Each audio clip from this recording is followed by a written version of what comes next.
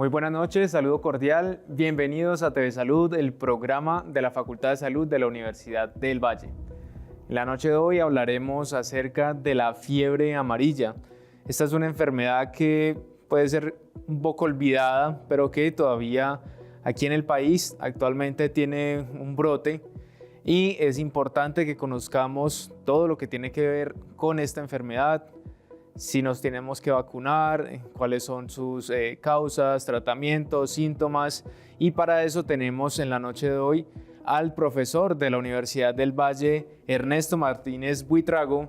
Él es médico, especialista en medicina interna de la Universidad del Valle, inmunólogo de la Universidad de Miami, tiene un fellow en enfermedades infecciosas de la Universidad de Cincinnati y actualmente es el jefe del Departamento de Medicina Interna de la Universidad del Valle. Profesor, bienvenido a Univalle TV.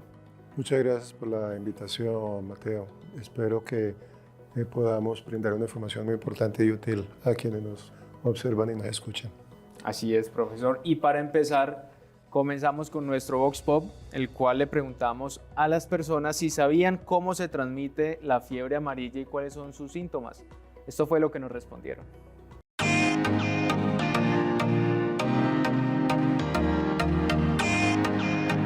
Un saludo a la audiencia de TV Salud. En este capítulo estamos hablando acerca de la fiebre amarilla. Por eso nos encontramos en el campus San Fernando de la Universidad del Valle y vamos a preguntarle a personas de la comunidad que conocen acerca de cómo se transmite esta enfermedad y qué sintomatología tiene. Conozco que la fiebre amarilla es una enfermedad vírica contagiada por mosquitos y creo que sus síntomas son fiebre, dolor de cabeza, escalofríos. La fiebre amarilla se transmite por picadura de mosco y los síntomas son muy inespecíficos y se pueden confundir con otras enfermedades, pero básicamente es fiebre, náusea, malestar general, dolor muscular y en casos más graves puede producir ictericia, es decir, que se vuelve la piel amarilla. La fiebre amarilla, tengo entendido que es una enfermedad que se transmite por vectores y sus síntomas son fiebre, dolor de cabeza, vómito, náuseas, sangrado. La fiebre amarilla se transmite por la picadura del mosquito que esté contagiado con el virus y además de eso presenta síntomas como fiebre, dolor de cabeza y vómito.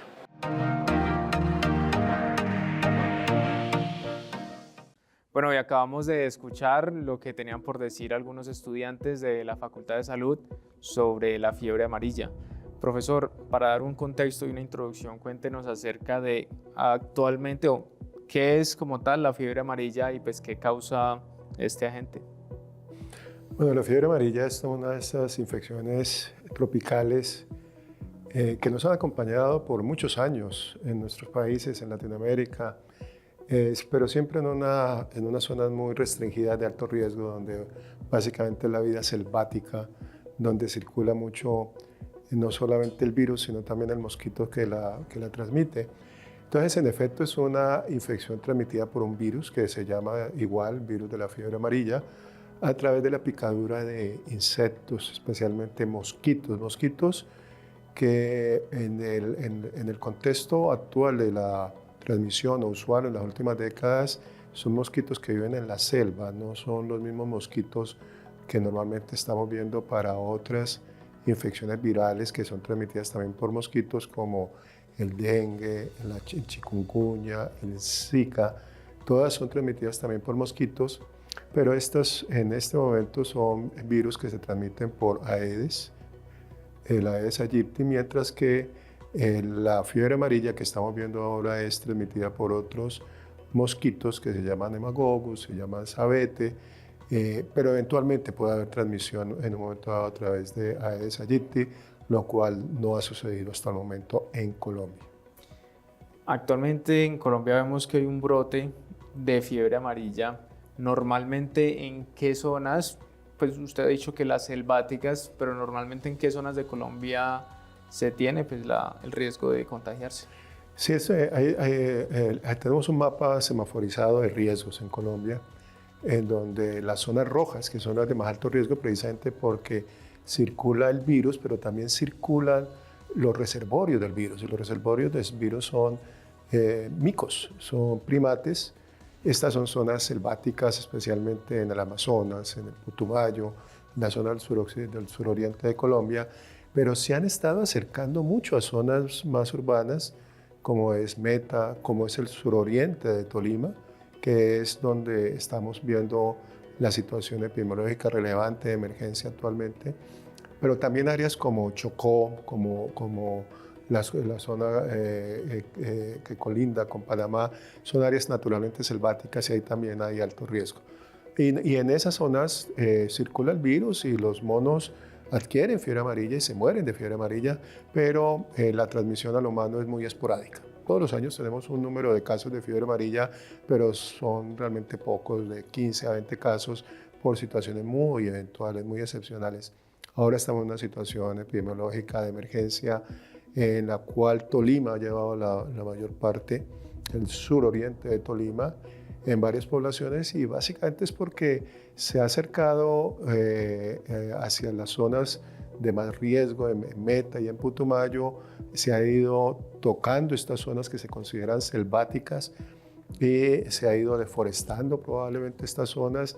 Los paseos que son de tipo de paseos de campo, paseos de turistas a estas zonas, pues han permitido que personas normalmente que no van a estas áreas o situaciones que no se presentan comúnmente se expongan a sitios donde ya está llegando el virus de la fiebre amarilla y los primates, los monos que mantienen el ciclo y la persistencia del virus de la fiebre amarilla, y ese contacto con estas zonas, que lo que preocupa es que cada vez está más cerca de las zonas urbanas, es lo que ha generado este brote en Tolima, en Meta, en Putumayo, inclusive hubo un caso en Caldas también. Hablemos ahora de los síntomas. ¿Cómo yo puedo saber que puedo tener fiebre amarilla? ¿Cuáles son esos síntomas como más comunes que puede ser un signo de alarma? Bueno, es una pregunta muy importante y yo diría que lo primero es identificar que se está o se ha viajado a una zona de riesgo, porque hay unas típicamente bien conocidas 3 fases de la evolución de la sintomatología de la fiebre amarilla, y la primera es muy inespecífica. La primera dura 3, 4 días, a lo sumo 5 o 6, que es una virosis. Te da fiebre, te da malestar, te da dolor de cabeza, se te ponen los ojos rojos, tienes dolores musculares, te sientes maluco, pero se te pasa. Entonces, ese fue eso, una virosis cualquiera, fue un dengue, fue probablemente otro de estos virus que transmiten con mosquitos, como chikungunya. Dependiendo de donde estés viviendo, es que se va perfilando cuál es ese riesgo que tienes. Pero preste mucha atención que los primeros 5 o 6 días los síntomas son muy inespecíficos y no son severos. Pero puede suceder que, y de hecho es lo que se reconoce, a partir del día 5 o 6 se abaten todos estos síntomas, desaparecen y la persona cree que se curó. Pero eso solamente en una proporción de 15 al 20, 25% de los que tuvieron los primeros síntomas van a pasar a la siguiente fase. Y es que después de 1 o 2 días de sentirse bien, viene la fase más preocupante de la fiebre amarilla, que es como el virus que coge fuerza y ha invadido los órganos, ha invadido principalmente el hígado, es el sitio de mayor daño, causa una destrucción muy significativa del hígado, pero también a nivel pulmonar, a nivel renal, a nivel de la circulación. La persona comienza a observar sangrado en las encías, orina con sangre, hematomas en la piel, el riñón se le deteriora y requiere necesariamente cuidado hospitalario, y una fracción de ellos requeriría unidad de cuidado intensivo. En esta última fase, ahí es donde viene la situación bien crítica, porque la probabilidad de muerte es del 50%. Pero recordemos que primero es una fase leve y de ahí el 15 a 25% van a ir a esa fase más crítica. Pero hay muchos otros que vale también la pena mencionar, que adquieren la infección pero de una manera subclínica, no hacen manifestaciones. Así que va a depender mucho de la exposición, qué tanta fiebre amarilla, qué tanto virus tenía el mosquito que te picó, o qué tantas veces te picó el mosquito o te picaron varios mosquitos. Todo eso va a condicionar de que el curso sea primero sintomático leve, una mejoría transitoria de unos 2 días y después viene la fase más crítica, más grave. ¿Por qué se conoce como fiebre amarilla? ¿Uno se pone amarillo, los ojos se ponen amarillo o por qué el nombre? Exactamente, es fiebre amarilla porque precisamente en esa fase mala donde se vuelve una situación muy extrema de salud, el hígado se enferma y le da una hepatitis. De hecho, se va destruyendo parte del hígado, se va haciendo necrosis del hígado, una hepatitis muy severa.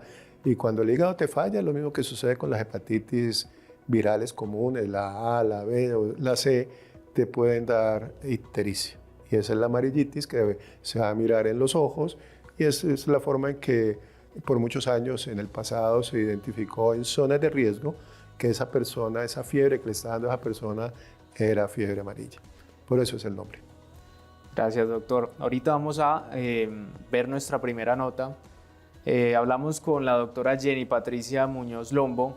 Ella es infectóloga y epidemióloga y nos habló acerca de si la fiebre amarilla se expandiría aquí en Cali y el Valle del Cauca. Escuchemos la nota a ver qué dice. Un saludo a la audiencia de TV Salud. En esta nota nos encontramos con la profesora Jenny Patricia Muñoz Lombo. Ella es infectóloga y epidemióloga de la Universidad del Valle, además de docente del Departamento de Medicina Interna. Profesora, cuéntenos acerca de la posible expansión de la fiebre amarilla en Cali y el Valle del Cauca. La situación, hay que esclarecer de que no se han reportado casos ni en el distrito ni en el departamento del Valle del Cauca que sean autóctonos, lo que significa que sean propios de la región. Somos un centro de atención importante en Cali donde los pacientes de la zona del sur del país vienen remitidos para un manejo de mayor nivel. Sin embargo, es importante tener en cuenta que estamos en unas áreas vulnerables, teniendo en cuenta que el principal departamento afectado en este momento es Tolima, en donde la gran mayoría de casos se han presentado en esta región. Actualmente contamos con 60 casos reportados, con una mortalidad aproximadamente de 32 casos, lo que nos da una letalidad de un 33%, por lo que nosotros en el departamento tenemos que fortalecer las medidas para evitar que áreas como el municipio de Chaparral, que colindan el área rural con los municipios como Buga, no vayan a permitir el paso debido a personas con el diagnóstico o tráfico ilegal de primates no humanos, que son el principal mecanismo de transmisión, que lleguen enfermos, puedan llevar la enfermedad a nuestro departamento y por consecuente a nuestro distrito. Ahora, profesora, si nos puede comentar acerca del componente epidemiológico que trae la fiebre amarilla. Bueno, esta es una enfermedad que no es nueva, se clasifica como reemergente porque hemos tenido varios episodios en todo el país. Ella principalmente afecta a las áreas costeras y toda la cuenca de los ríos y área amazónica, lo que hace que ciertos municipios y departamentos sean más vulnerables que otros. Dentro de su comportamiento, más o menos cada 6 años presentamos brotes y esto se debe a que nos desjuiciamos con la vacunación y esas metas de vacunación se caen debido a muchos factores. Por ejemplo, ahorita tuvimos el problema de la pandemia de SARS-CoV-2, COVID-19, el cual bajó los niveles de vacunación y llevó a que muchos pacientes fueran vulnerables y adquirieran la enfermedad. ¿Cómo se adquiere? A través de áreas vulnerables selváticas donde el virus va a permanentemente circular entre estos primates humanos y eso es el componente más importante, ese paso del área selvática al área urbana a través de áreas emergentes en las cuales las personas expanden a nivel local, deforestan el área, sumado a los cambios climáticos que per se facilitan que el zancudo, que es el principal vector, en este caso Aedes aegypti en nuestra región, sea el propagador de esta enfermedad. Bueno, y acabamos de escuchar a la doctora Jenny Patricia Muñoz hablando de las posibilidades, o si hay alguna posibilidad de que llegue la fiebre amarilla al mosquito, la fiebre amarilla aquí al Valle del Cauca. Profesor, cuéntenos acerca de cómo se diagnostica esta enfermedad y qué exámenes tienen que realizarse. Fundamental, yo diría que la persona que ha estado expuesta a una zona de riesgo, recordemos que esto va de la mano de que vayas a alguna zona de riesgo donde se está transmitiendo la fiebre amarilla sin vacuna, y ahorita hablaremos de la vacuna, y llegas y a los pocos días estás teniendo este malestar, esta fiebre, estos ojos rojos, estos dolores musculares, pues vayas, consultes a un médico y expongas que has estado en una zona que ha habido fiebre amarilla, y el médico tendrá la obligación de hacerte unas pruebas que están también muy bien descritas en los lineamientos nacionales que el Ministerio de Salud Pública elaboró el 16 de abril del presente año para el diagnóstico y el tratamiento de la fiebre amarilla. Unas pruebas que básicamente es una PCR para detectar la presencia del virus en esos primeros 5 o 6 días en que todo pareciera que fuera un dengue o que fuera un zika o que fuera una virosis y no es tan grave, y después de eso tiene que hacer prueba ya de anticuerpos para ver que se pueda confirmar un poco más tarde también la presencia de fiebre amarilla. Eso es una información muy pertinente que tiene que conocer el médico que te ve. Los primeros 6 días es PCR porque el virus se detecta porque está circulando en la sangre, y posteriormente los 6 días va a ser, el médico debe saberlo, IgM, y unos 4 o 5 días después será IgG. Esa es la forma de hacer el diagnóstico. En este caso, si estamos pensando que podemos tener fiebre amarilla, ¿qué podemos hacer? Aparte, pues claro, de ir directamente al médico. Hay algo que, como dicen nuestras abuelitas, póngale hasta agua una matica, un tomillo, o hay que ir directamente al médico. Bueno, sí hay cosas que debemos hacer nosotros, y no solamente con fiebre amarilla, sino con todos estos virus que se transmiten con picaduras de mosquitos, de zancudos, y es utilizar toldillos. En la casa, en toda casa que tenga ventanas abiertas, tenga circulación de aire. En Cali hay mosquitos, y en toda la zona donde circulan estos virus y estos vectores, estos zancudos, pues hay mosquitos. Entonces, si tú crees que tienes fiebre amarilla o estás comenzando a tenerla, pero también funciona con todos estos otros virus que son transmitidos por mosquitos, sí, dengue, zika, en fin, es mejor dormir con toldillos, aun si ya la has tenido, porque de esa manera previenes que un mosquito venga, te pique, chupe el virus y se lo vaya a transmitir a alguien más de tu familia, o continúe el ciclo de transmisión. Sí, repelentes también es importante, porque pues obviamente mantienen a distancia y eliminan los mosquitos, pero sobre todo consultar temprano. La clave es consultar temprano, y que te encuentres un médico que haya tenido capacitaciones, que entienda qué es lo de la fiebre amarilla y te pueda hacer un diagnóstico rápido y oportuno, y evitar complicaciones. Perfecto. Ahora hablemos un poco de la población. ¿Qué población está más en riesgo de adquirirlo o de que ésta tenga complicaciones? Bueno, es una pregunta muy importante, y lo hemos visto con este brote que hay en Tolima, en Meta, en Putumayo, y es los mayores de edad. Mayores de edad han tenido más mortalidad, los adultos mayores, precisamente porque así como pues, se envejece con los años, el sistema inmune también envejece. Pero no solamente la edad, sino todas aquellas condiciones que afecten el sistema inmune. Y en ese sentido es bueno hacer alerta a la comunidad que tiene VIH, que pues, vaya donde su médico y mire si está en condiciones de recibir la vacuna. Tener VIH por sí solo no contraindica la vacuna, es tener unas defensas muy bajas. Pero igualmente todas las personas que están recibiendo tratamientos que bajan las defensas, y hay muchos medicamentos que actualmente utilizamos que para controlar la enfermedad, tipo artritis, tipo enfermedades inflamatorias, cánceres, en fin, estamos dando tratamientos que controlan la enfermedad, pero también comprometen el sistema inmune. Estas personas por ahora no deben vacunarse y también pudieran ser víctimas o tener una afectación mucho más severa de la fiebre amarilla, precisamente por ese control del sistema inmune que hay. Niños pequeños, los niños pequeños, mientras más pequeños sean, pues van a ser también más vulnerables a los efectos de la fiebre amarilla, y por eso es que la mejor indicación, la mejor recomendación es que aprovechemos esta preocupación y esta alarma que ha habido en los últimos meses para que vayamos y nos vacunemos. Y si tenemos alguna preocupación, que no debemos ser de los que podemos vacunarnos, consultarlo y tenerlo claro, para obtener una prevención mejor en caso de que este brote se expanda más. Claramente. Doctor, ahora tenemos nuestra segunda nota. Tenemos a la infectóloga pediatra Daniela Torres.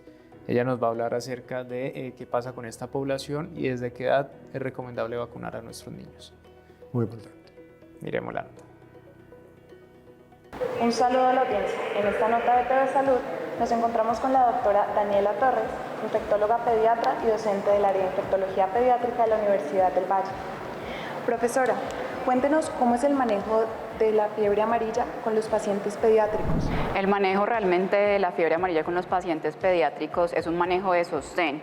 No hay un tratamiento específico y todo se basa en la parte de la prevención. Es muy importante el control del vector, que ya se están haciendo varias campañas, pero sin duda la medida más importante es la vacunación contra la fiebre amarilla. Profesora, ahora sí nos puede comentar acerca de todo el proceso de vacunación contra la fiebre amarilla con los pacientes pediátricos. Ahorita hay unas nuevas recomendaciones por el brote que se está presentando, donde se han dividido los diferentes departamentos entre muy alto, alto riesgo y bajo riesgo.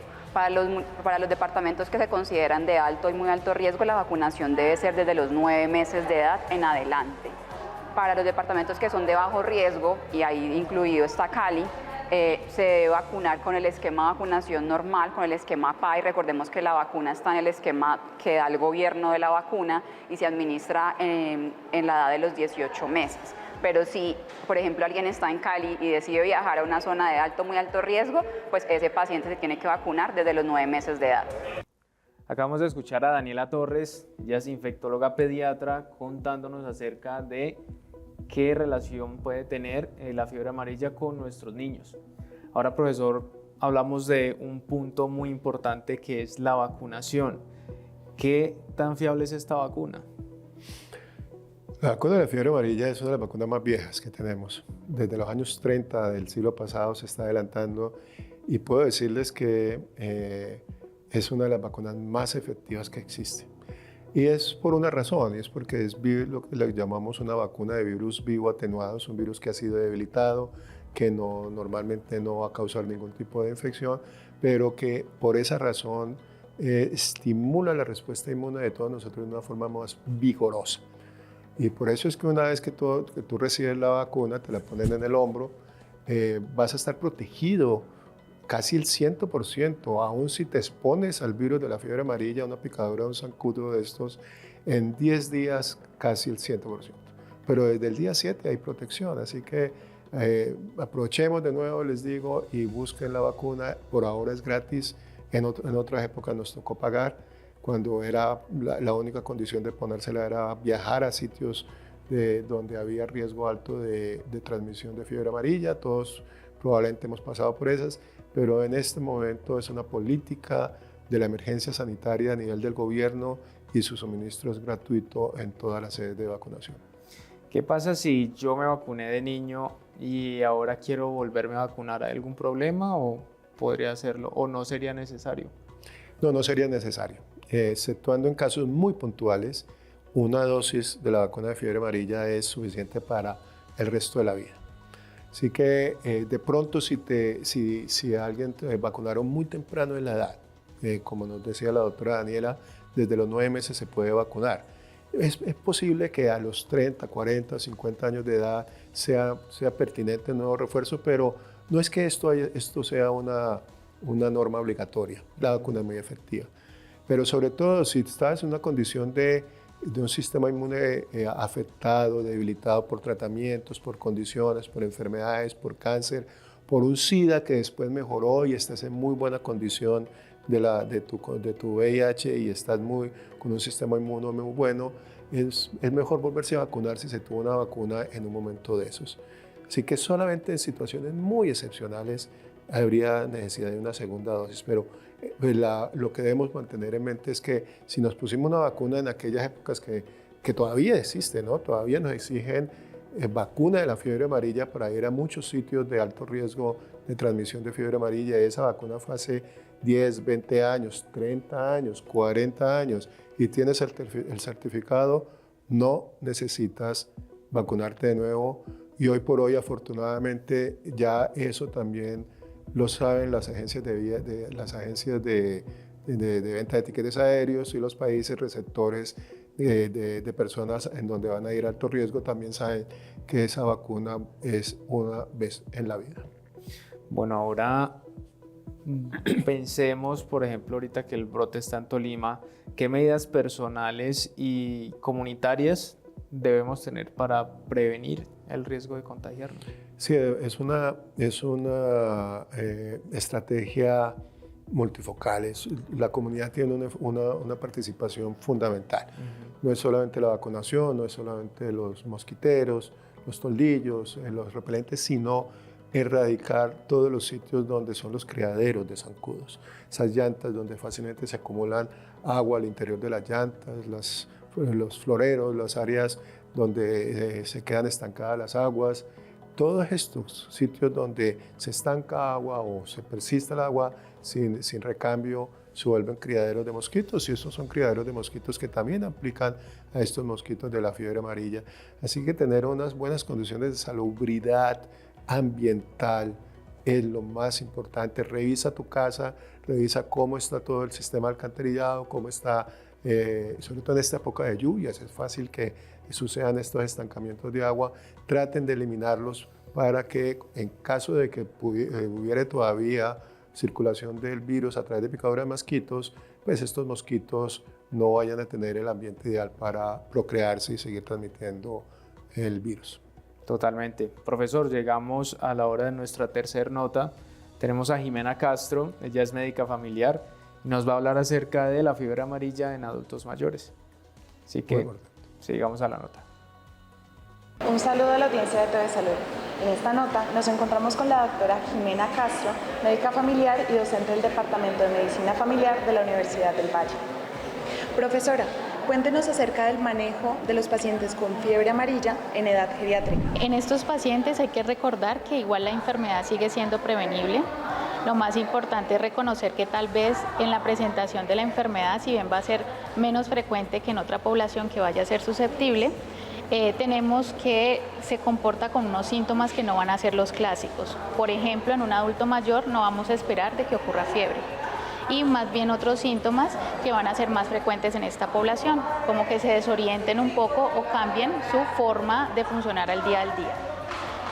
Frente a la vacunación, que es una discusión también del manejo, esta enfermedad es prevenible también a través de la vacunación, pero lo importante es que, dado que requiere un manejo integral, es necesario que esa evaluación de la indicación sea dada por una persona en conocimiento en geriatría, idealmente pues un médico geriatra o un especialista en medicina familiar. Profesora, cuéntenos acerca de los índices de mortalidad o esas problemáticas en torno a la fiebre amarilla con esos pacientes.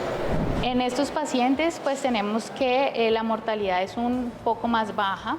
Tenemos que la presentación cuando se da de la enfermedad porque se contagian los pacientes van a ser un poco menos frecuente, pero si se llega a presentar pues tenemos muchas más complicaciones.